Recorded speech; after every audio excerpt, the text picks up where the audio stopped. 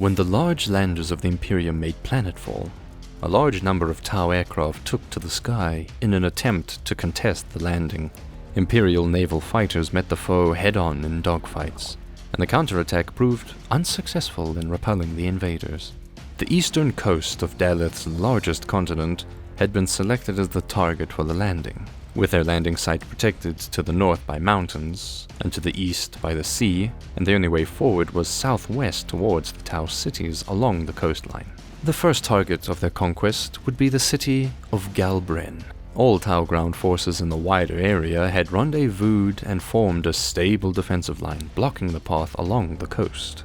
The important city was not allowed to be captured. Given their fortified position, they expected to be able to hold out against anything the Imperium could muster. Surely many warriors would perish, but the Firecast would willingly do so in the name of the greater good. As the army disembarked, so did the large Titan transports of the Mechanicum touch down to unload their cargo. The god machines of Legio Thanatris marched forward. As legend has it, the ignorant Tau must have wondered why the strange pointy mountains in the distance seemed to be getting closer. It wouldn't be long before they familiarized themselves with the concept of Titan shock. Enormous explosions tore into their ranks as they came under attack by the god machine's colossal weapons. With Titans at their spearhead, the Imperial forces crashed into the defensive line. Within moments, the Tau positions crumbled and panicked. Their losses were innumerable as the unstoppable Titans crushed them beneath their feet. Supported by tanks, they destroyed the lines with impunity and scattered the puny Xenos before them. However, the Tau would quickly learn from the humiliating defeat. As the survivors trickled into their rear, they recovered their composure and for the time being would adopt guerrilla tactics. Instead of facing the Crusaders in pitched battle, all along the road towards Galbrin they harassed them from all sides. They used the terrain to great effect, only striking when they had an easy escape route to avoid direct confrontation. They even managed to lure impatient retaliating Imperial troops into several ambushes. The Crusaders marched on towards their target regardless. Despite the severely annoying and cowardly tactics of the Tau, the damage was minimal. Gradually, however, the coherency of the Imperial advance was broken up, until by the time they reached the outskirts of Galbrin, they were split into 3 separate spearheads. The main force that made up the bulk was still led by Legio Thanatris, supported by tanks and Imperial Guard troops. Although the Titans were protected by their void shields, they found themselves hindered by suppressing firestorms of missiles launched by the large Manta gunships. The second force was predominantly made up of veterans from the Rakashian rifles, whose intelligent use of cover kept them mostly out of harm's way of the never-ending harassment. This allowed them to advance further towards their objective than the others. However, they soon found themselves embroiled in the city's outskirts, engaging with crude warriors at close range. Fighting from building to building, the urban combat was extremely slow-going. The final formation was made up of Space Marines from the Iron Hands, Ultramarines, and Scythes of the Emperor chapters. These elite troops were being held at bay by the Tau's own elite shock troops wielding crisis battlesuits. These powerful exosuits worn by the Firecast allowed them to fight on even footing with the Astartes. Their powerful plasma weapons proved effective against their ceramite armor. All 3 spearheads found their formations pretty much stalled near the outskirts of Galbrin. To break the stalemate, more Ultramarines would be deployed. Assault Marines from the 8th Company, led by Captain Leto Atheus, rained from the skies. They were split into several squads. One of these was led by Sergeant Cato Sicarius, a headstrong warrior who would later rise to notable prominence within the Ultramarines chapter himself. Using drop pods and disembarking from Thunderhawks with their jump packs, they would strike the Tau in the rear. Given that the skies above Galbrin were still heavily contested and neither side had achieved aerial dominance yet, the drop approach bordered on recklessness. The risks they took chafed at the very limits of what the Codex Astartes doctrines allowed. But reprimands would have to wait. Despite coming under heavy fire, their method was not without results. Reaching the surface behind enemy lines, the Assault Marines were able to get into close-quarters combat and slaughter the Xenos defenders with impunity. The Tau Hunter cadres attempted to turn the tide by deploying their fast-moving crisis suits against them. The counterattack was led by the Commander Oshova, better known as Commander Farsight, who was operating his cutting-edge XV-8 crisis battlesuit. As the favored protege of the legendary warrior and tactician Puretide, Farsight's reputation preceded him. He personally joined the thick of battle, proving himself once more a formidable warrior leader. The assault marines understood that this was their opportunity to cut the head from the snake. Sergeant Numitor and Cater Sicarius immediately prioritized targeting Farsight.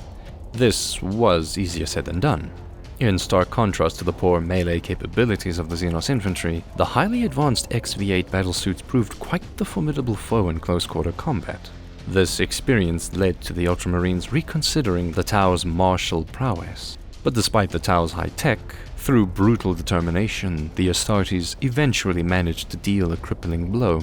Farsight's badly damaged and disabled battlesuit crashed down into a body of water called the Galbrin Basin. He would have drowned right there if not for his limited Earthcast knowledge. Forcing his suit to perform a quick auto repairs, he was able to recover its functionality just in time, allowing the exosuit to regain enough power to limp to safety. Narrowly escaping death, but unable to continue the fight, he was forced to retreat. With their commander out of action, the teams of Crisis battlesuits lost their cohesion, and the Tau resolve in this sector was inevitably crushed. The battle for Galbrin was far from over. Millions of Tau had been killed in the fighting, but yet millions more held out in the city. Despite war raging on at their very doorstep, Galbrin seemed surprisingly calm. A siege by Astartes against a normal foe would have caused widespread panic and disorder within the population, with masses fleeing uncontrollably before the fires of battle, but not the Tau. Watercast propaganda proved supremely effective, soothing the population and assuring them of an inevitable Tau victory. It was the duty of all citizens to continue with their assigned daily routines, as dictated by their strict caste system. The Firecast would protect them for the greater good, so there was simply no need to panic. In fact, the Earthcast builders continued restoring their damaged buildings in the middle of the active war zone. This infuriating arrogance fueled the Imperial's hatred towards the Xenos even more. Despite the Ultramarines' 8th Company's successes, the other spearheads were still facing stalemate. Unable to conquer the entire city on their own, at least not without suffering crippling amounts of casualties, the Astartes were forced to stand down. The assault marines were ordered to return to their own lines, but this was easier said than done. The enemy recovered from the onslaught and stabilized their formations. Soon, countless battle drones mobilized and harassed the withdrawing Ultramarines from every angle. Furthermore, the Imperium had not yet attained aerial supremacy. Dogfights between fightercraft continuously raged on above the city. Tau bombers were operating freely in the area. Their pilots now had the withdrawing Ultramarines in their sights, and performed strafing runs against their squads. Not able to rely on their own air support, the assault troops were fired upon like fish in a barrel. According to the Codex Astartes, the assault marine jump packs did not have enough capacity to reach an altitude high enough to contest the bombers. But the stubborn Cato Sicarius held a different notion. He asked one of his comrades to hand over his jump pack, with an extra booster in reserve. The sergeant made for the high rise of the surrounding buildings. Standing on the roof of one of the tall structures, at just the right moment, he leapt into the air with thrusters burning full power. When the fuel of his first jump pack ran out midair, he switched to the jets of the second one and rose even further. Completely exhausting the Promethium, he reached just high enough to intersect the bombers during one of their strafing runs. Unable to evade in time, the desperate pilots deployed their defense drones. But their AI systems had not been programmed to adequately respond to the ludicrously unlikely occurrence of ground infantry attacking their aircraft, and so could not respond effectively. In midair, Sicarius now fired his close-ranged weapons, hitting the pilots and crucial engine parts. Several of the aircraft were instantly disabled and began crashing towards the surface. Rather than free-falling back to the ground himself, Sicarius latched himself onto one of the bombers. The tremendous weight of his power armor unbalanced the delicate flyer, and it tilted on a crash course towards the ground. In a clatter of ceramite, Cato Sicarius smashed into solid ground, but because of his power armor survived the rough landing. The same could not be said for the Tau aircraft or its pilots. The crazy maneuver severely disrupted the remaining bomber formation and allowed the Ultramarines time to reach the safety of the Tau habitation zones, where they continued to slaughter a path all the way back towards the Imperial lines. The front lines solidified, and the intensity of the battle quieted down. The lull in the fighting was readily welcomed by the Tau, who still reeled from what in their experience was an astronomically high death toll. Even in their conflicts with the orcs, they had not suffered such devastations. Their strategists required more time to develop methods to effectively deal with humanity's brutal tactics. The Titans especially were a major cause of headaches. The Tau could not fathom humanity's weird rationale behind spending so many resources on these incredibly inefficient walking fortresses, but ironically, they had not yet found a way to bring them down. In fact, it took a lot of sustained heavy firepower to keep the Titans merely in check, and so they continued to be at the mercy of the God Machine's massive weapon. Optimistically deluded as always, however, the Tau were confident that they would eventually learn and adapt. For now, they were more than happy to only engage the Imperium at a distance. This was, after all, the way of war to which their weapons, doctrines, and training were most attuned to. There was little doubt the Imperium would soon be closing in again, and the Tau realized they needed to inflict as much damage as possible while the situation was still in their favor. But the Crusade wasn't content being held at bay at Galbrin. The city had proved a hard nut to crack, but because the Tau had committed nearly all of their military to the defense of the important capital, other cities and towns on the planet were left less heavily defended, and so while the main bulk of forces pinned down the Tau, the more mobile elements of the Astartes forces spread across the planet to assault easier targets. Although the Astra Militarum was more accustomed to losing huge amounts of troops and material in battle, out here in the heart of Tau-controlled space, resupply was difficult. Whenever they had run out of munitions, bayonet charges had proven surprisingly effective against the physically weak Tau, but far too costly. Plenty of reinforcements had been promised, but so far few, if any, had reached all the way to Dalyth. Until a reliable logistical route was established to reinforce the Crusade's spear tip, sustained heavy losses could not be afforded. And so for the time being, Commander-in-Chief Wendell Gage, leader of the Imperial Guard regiments, advocated that the Imperial Guard should dig in to protect themselves against the enemy's long-range weapons. For now, the siege of Dalyth would continue mostly by bombarding the city with artillery, and by striking it with their fleet from orbit. Command would have to come up with a new plan before the siege could continue in earnest. But the Tau were not the only alien race bothering the Imperium within the eastern fringe. Neither are the savage orcs the most formidable foe they would face. A far more sinister threat was amassing in the far galactic east, inducing a psychic darkness that loomed before its pending arrival. On the far outskirts of the Ultima Segmentum, on the planet of Tyron Primus, a single Imperial research outpost manned by the Mechanicus was stationed. In 745 M41, all communications with the planet suddenly fell silent. It was to be the first among many. As months followed, more worlds mysteriously lost contact with the Imperium.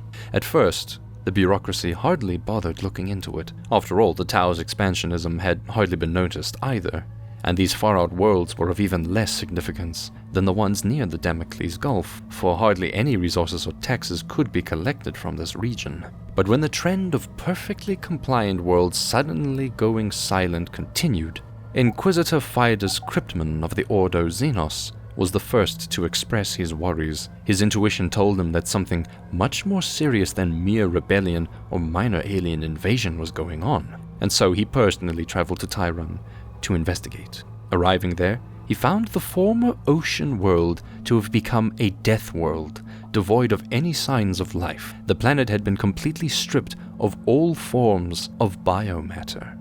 The strange anomaly did not seem to be caused by a natural disaster, nor did it matter at the devastation wrought by any Xenos in his extensive records. Cryptman was determined to find out what ill fate had befallen the planet. Imperial archives indicated that the frontier world had been garrisoned by a surprisingly formidable Skitarii force, and protected by several powerful defense lasers. Surely if there had been a battle, the Mechanicus would have recorded copious amounts of data of it. Examining the outpost's surviving database, he learned that there had indeed been a battle against a yet undiscovered species of Xenos. They had not been forewarned of their coming because the bioships had not been detected before they were already at their very doorstep, nor could they call for aid or warn the Imperium, for the invasion was preceded by a psychic veil that hindered astropathic communications. Thousands of mycetic spores rained from the skies, and the invasion began. Within a few hours, the outpost had been overrun. During the final moments of resistance, the local archmagos had made sure that data records of video and pict feeds of the battle were securely stored away safely underground. This turned out to be the planet's most crucial legacy, as the invaluable information from Cryptman's first understanding of the new Xenos threat that would later be called the Tyranids, named after the Imperial planet that had first fallen victim to it. He decided to follow the trail of lost planets, learning to his horror that the same disaster had taken place everywhere he went. Entire worlds known to once have been verdant planets, teeming with all manner of human, alien, or plant life, had been stripped bare and reduced to barren rocks floating in the void. Not one speck of life, not even the simplest of bacteria, remained to be found on any of them. Grasping the magnitude of the cataclysmic threat, Cryptman ordered his astropath to send a distress call to the Imperium. But the Psyker could not penetrate the warp turmoil left by the passing of the alien fleet. In desperation, he made haste towards Thandros 1, where a telepathic matrix was located that could be used to boost interstellar communication. On his arrival there, he found out that he had been far too late, for they had already fallen victim to the Tyranid invasion. The Thandros system had fought and died alone. Analyzing the pattern of fallen planets, Cryptman was able to interpolate the invasion's direction. It appeared that the Hive Fleet was headed for the realm of Ultramar. With no way to contact the Ultramarines, the only thing he could hope for was to arrive there before the Tyranids would. With no time to lose, he traveled to Macragge. By the grace of the Emperor, he arrived on time and was able to convey the warning. But the chapter master Manius Calgar was still on Dal'Yth, leading his troops, and it would take time before he could be reached. In the meantime, they took the warning with utmost seriousness. The Ultramarines chapter on garrison in Ultramar prepared themselves for the greatest battle in their history. It would remain to be seen if the tactics and strategies of the Codex Astartes, their most venerated tome written by the very Primarch Rabute Guilliman himself, would prove sufficient. As dictated by Imperial tradition, the alien fleet would be codified with an ancient and foreboding name from human legend. Hive Fleet Behemoth. The first tyrannic war was about to begin.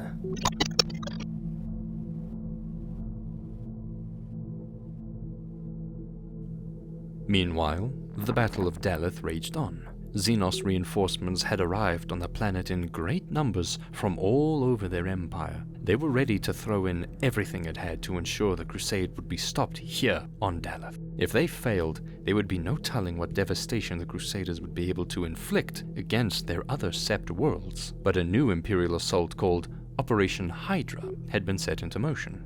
Command's new plan to unleash large-scale psychic warfare upon the unsuspecting enemy had met with great success. Having never faced arcane warfare of such a magnitude before, the Tau had not developed any doctrines with which to counter them. Despite their drastic increase in troops to defend the planet, the war did not seem to go in their favor.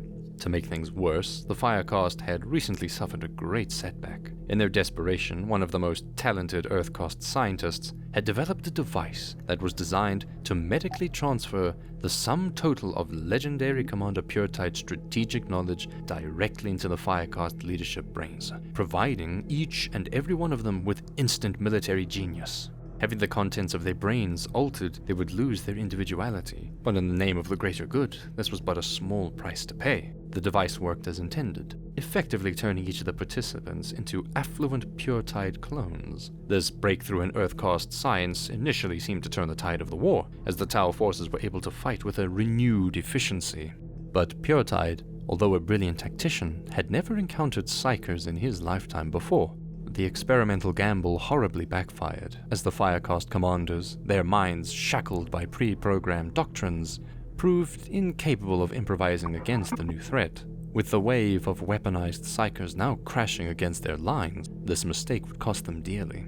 This left the fate of the entire army in the hands of the handful who had not yet undergone the procedure, including Commander Farsight and Shadowsun. The unpredictable nature of arcane warfare proved difficult to counter even for them.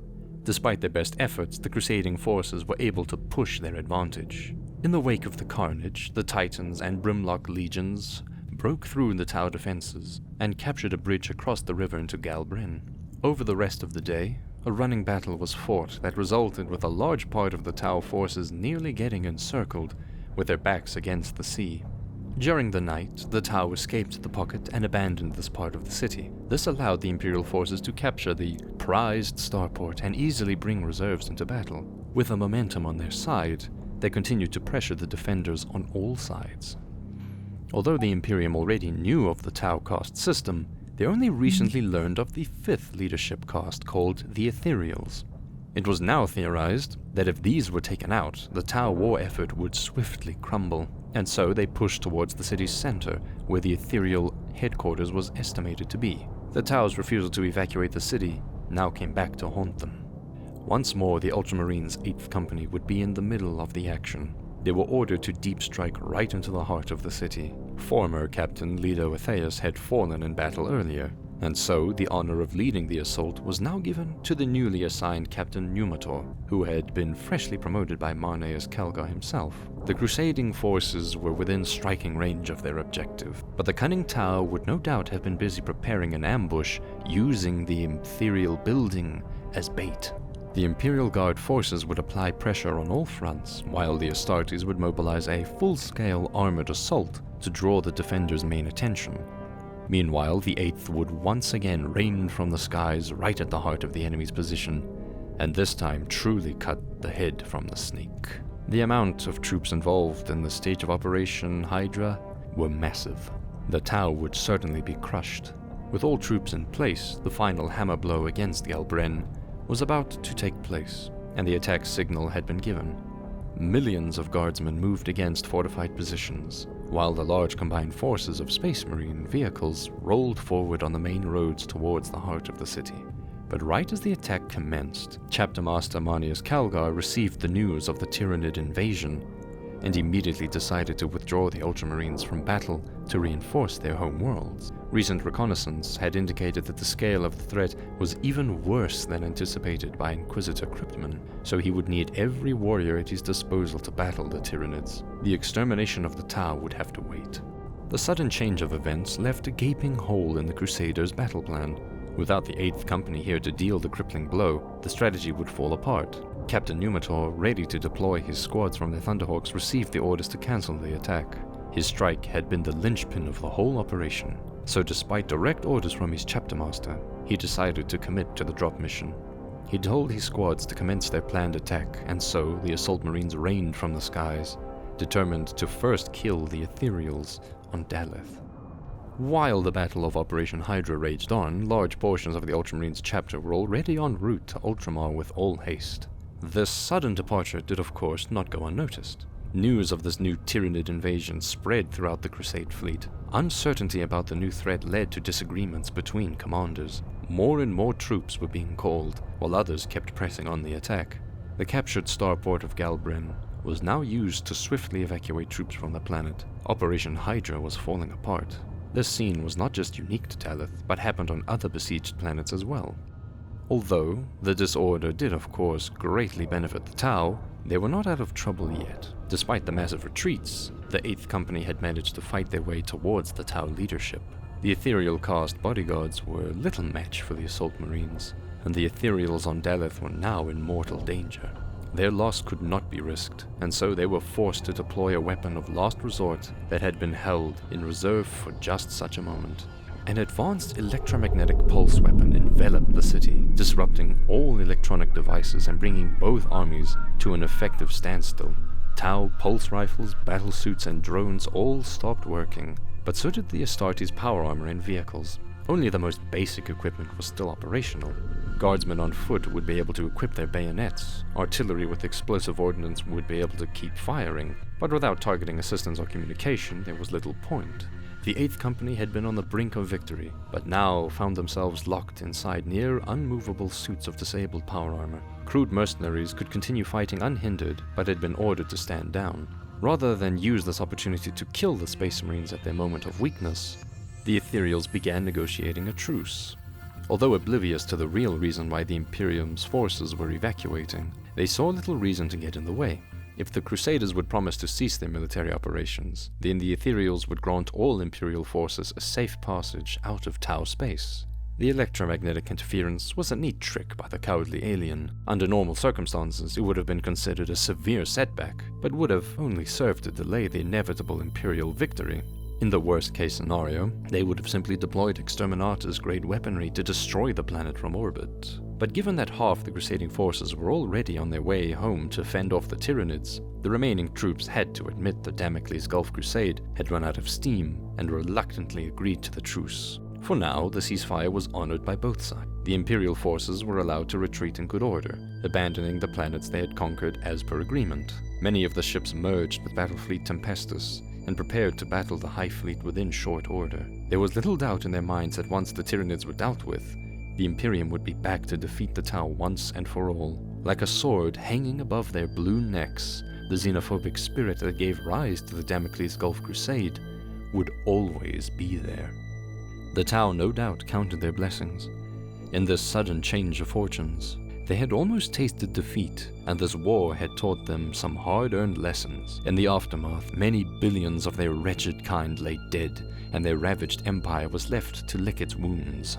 Needless to say, these lessons were short-lived. Before long, the Watercast broadcasted empire-wide propaganda campaigns depicting tales of the heroic Firecast going toe-to-toe with hordes of the Imperium's most fearsome warriors and coming out on top.